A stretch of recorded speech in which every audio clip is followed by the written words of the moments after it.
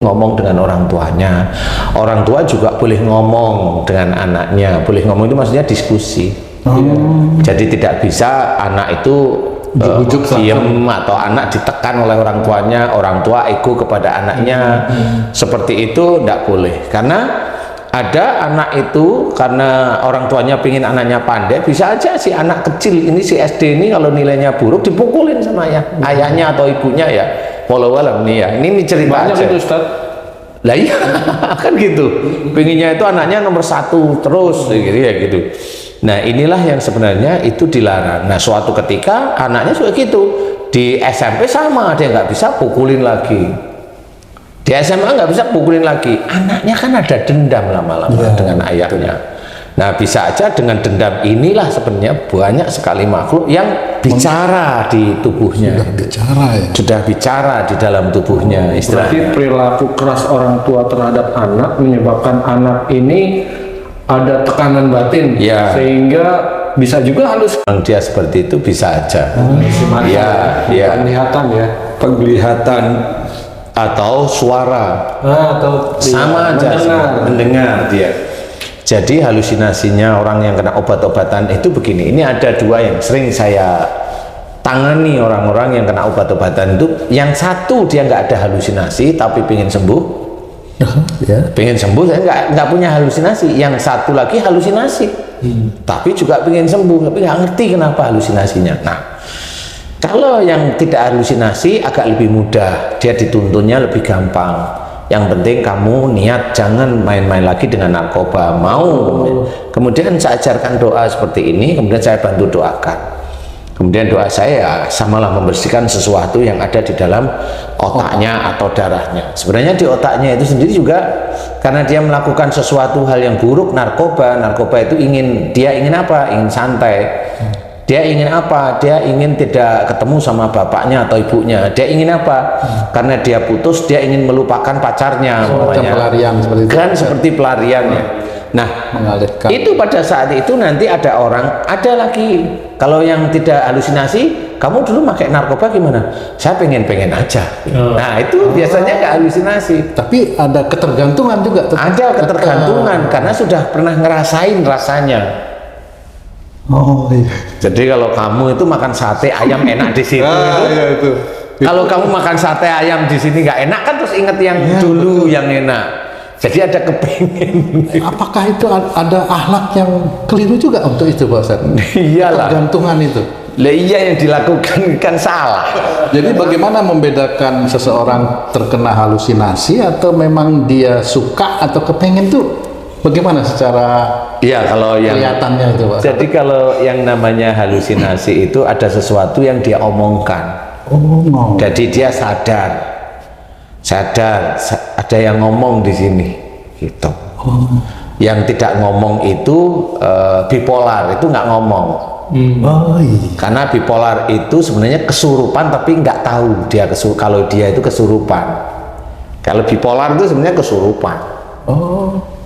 Kalau bipolar menurut saya itu kesurupan.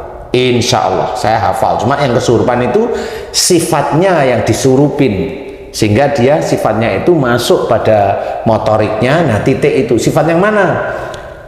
Bipolar itu memang bisa aja umpamanya melihat bapak dan ibunya berantem terus nih. Dia kan sedih, nangis di kamar sendiri, nangis sedih, ayah ibunya berantem terus. Nah, beberapa tahun kemudian, bukan beberapa tahun ya, dia nangis sedih. Di antara nangis sedih yang beberapa bulan, minggu atau 1 tahun, dia kan mencoba, ya sudahlah, saya mending cuek aja dengan keluarga saya, yang bapak ibu saya juga berantem terus kan gitu. Dia cuek, inginnya bebas, nyetel lagu mamanya di kamar itu dengan keras lagu. Kemudian kalau udah itu kemudian dia dengar bapak ibunya sedih lagi, nangis. Nah, 2 bentukan yang berbeda ini dia lakuin di titik yang hampir mirip. Dia sedih, dan dia kemasukan jin sedih. Pada saat dia itu seneng-seneng, tidak ingin mendengarkan bapak ibunya berantem, dia seneng-seneng, kemasukan jin seneng-seneng. Atau bahkan jin yang lebih cuek lagi, masa bodoh istilahnya. Nah, di titik itu bisa aja kalau jin ini sudah nyata diizinkan oleh Allah Ta'ala di tubuh itu, Nah ini anak itu ngobrol di sini bisa aja nangis dia. Wih, on off gitu ya jadi? Iya, bisa on off seperti itu. Nah itu dikatakan oleh teman-teman psikiater atau dokter, itu namanya bipolar. Kalau saya ya kesurupan tetap. Berkepribadian ganda. Nah iyalah apa dia ngomong. Saya sih kesurupan. Gitu. Dan orang yang seperti itu memang ya sama, mirip seperti halusinasi atau skizofrenia, itu mirip aja. Cuma dia nggak tahu. Tapi kalau ditanyain agak mendetail, dia bisa ngomong, saya tiba-tiba pengen nangis. Bisa gitu. menceritakan ya. Bisa. Kemudian saya pokoknya tiba-tiba pengen seneng aja, nggak urusan dengan ini. Nah ya itu kan kesurupan. Hatinya itu diajak ke arah sana. Seperti itu kalau bipolar. Kalau halusinasi enggak, dia ada yang ngomong. Di sini ada yang ngomong. Umpamanya ngomong suruh bunuh diri, loncat pada mall, loncat pada apartemen. Itu sebenarnya skizofrenia dia. Tapi gabung dengan halusinasi. Ya skizofrenia itu kan halusinasi sebenarnya. Kalau misalnya gini Pak, saya pernah dulu banget ini punya teman-teman yang suka apa itu namanya, makan sesuatu itulah Pak Ustadz ya, yang akhirnya seperti bikin kayak mabuk gitu. Nah itu teman itu kalau lihat saya dia ketawa gitu. Oh kamu kok lucu kamu. Di pandangan mata dia apa tuh? Ya saya nggak tahu. Nah itu apa termasuk halusinasi atau Iya, mulai bisa. kesurupan itu Pak? Itu halusinasi, kesurupan karena dia ada zat yang menjadikan dia itu pengen seneng aja. Iya. Ada zat istilahnya. Jadi itu kalau istilahnya zat itu dipergunakan oleh para spionase atau agent mata-mata itu ya, Pak. mata-mata itu bagus itu, disuntikin dihilangin yang ini itu disuntikin, orang bisa ngaku dia. Wah. Tanpa disadari dia ngaku. Iya, dia nggak sadar wong dia sudah kena zatnya itu. Oh bisa ya. seperti itu Pak Ustadz ya? Kalau tak saya sih insya Allah kayaknya bisa. Itu Misalnya kalau seperti ada yang nembak orang mati itu disuntik itu bisa ngaku akhirnya. bisa Pak Ustadz. ngaku ya. Suntik aja itu yang masih sidang-sidang itu. Itu dari bahan jamur kalau tidak salah itu dulu. Iya. Dari jamur tuh Haji. Iya jamur, pokoknya makan jamur dicampur telur gitu. Tahu-tahu lihat temennya ketawanya kayak saya Terus sendiri kamu bingung. lihat orang temenmu lagi gimana rasanya? Kamu lihat temenmu rasanya gimana waktu itu? Bingung aja, kok ketawa dia ya? Akhirnya ikut ketawa saya. Karena dia aja ketawa, jadi ikut ketawa. Jangan-jangan pernah bertemu di tempat sesuatu yang bikin ketawa gitu.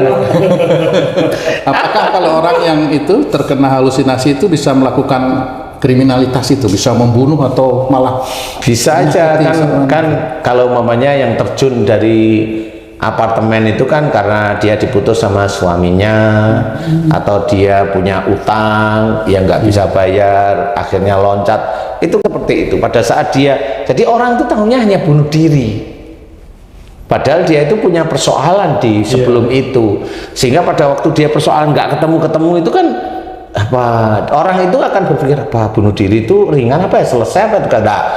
Mulai dia mikir seperti apa, keinginan yang bunuh diri itulah masuk jin yang bisa ngehack pikiran, ngehack cara berpikir, mata, telinga, kemudian motoriknya itu dihack oleh jin.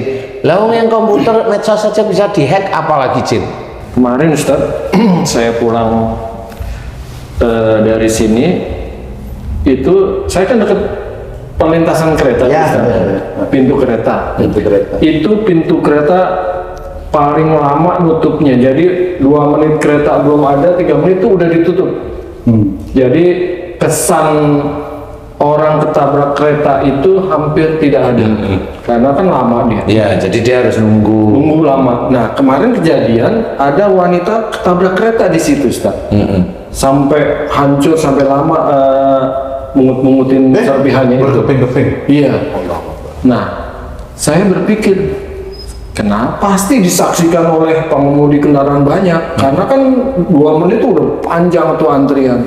Ini sampai ada yang ketabrak kereta. Nah, orang itu nggak sadar atau kena halusinasi juga sampai tertabrak kereta itu. Kalau bunuh diri jangan-jangan. Kalau itu bukan halusinasi sebenarnya ya, menurut saya bukan ya. Kalau halusinasi dia pasti ada ya, orang itu di situ bisa ditanyain sebenarnya.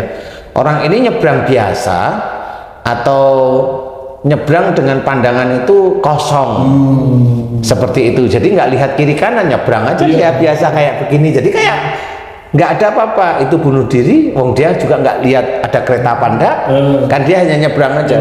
Berarti dia pikirannya dia malah kosong. Pikiran dia kosong itu bisa aja dia mikir sesuatu yang tidak sadar bahwa dia itu mau nyebrang rel kereta. Itu bisa terjadi seperti itu. Nah, kata orang-orang itu ada jin budak atau setan budak yang sering begitu. enggak seperti itu. Jadi setan budak yang disalah-salahin, kasihan itu setannya udah budak disalah-salahin lagi ya. Enggak boleh. Jadi kalau memang wanita itu sampai tertabrak kereta, satu itu Allah sudah mengizinkan.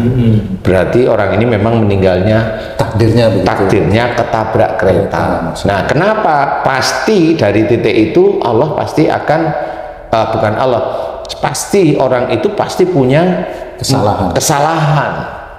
Pasti punya kesalahan, banyak kesalahan seperti itu. Kalau ditabrak berarti orang ini biasanya termasuknya itu keras, sejak dulu itu keras. Dengan suami ya keras, dengan mertua ya keras, dengan orang tua keras. Jadi agak sulit sebenarnya, semaunya sendiri seperti itu. Nah, di titik keras, emosi, marah, semaunya sendiri inilah, karena memang bisa aja dianggap oleh Allah Ta'ala ini orang kayaknya sudah nggak manfaat barangkali, jadi sudah diambil aja. Sehingga ya bisa aja karena suaminya juga jengkel, ini aku kalau begini terus rusak imanku kayak begini umpamanya ya. Itu kan dengan tidak sengaja itu kan dia